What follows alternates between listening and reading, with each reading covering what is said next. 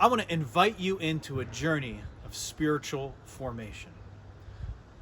We're going to be basing the next number of months of our devotionals on this book, Learning to Live and Love Like Jesus.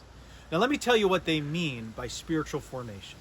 They say spiritual formation is our continuing response to the reality of God's grace, shaping us into the likeness of Jesus Christ through the work of the Holy Spirit in the community of faith for the sake of the world.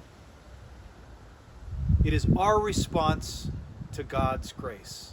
And one of the primary ways you and I can respond is through the spiritual practices, those set of activities we do to engage the presence and power of God.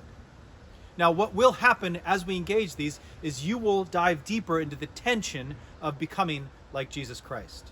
Let me give you an example. Jesus spent loads of times in silence and solitude. When I spend time in silence and solitude, I sit there for 30 seconds of bliss.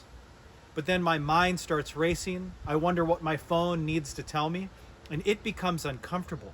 And it is only going through that tension rather than around it that I become more like Jesus and more aware of his presence and grace in my life.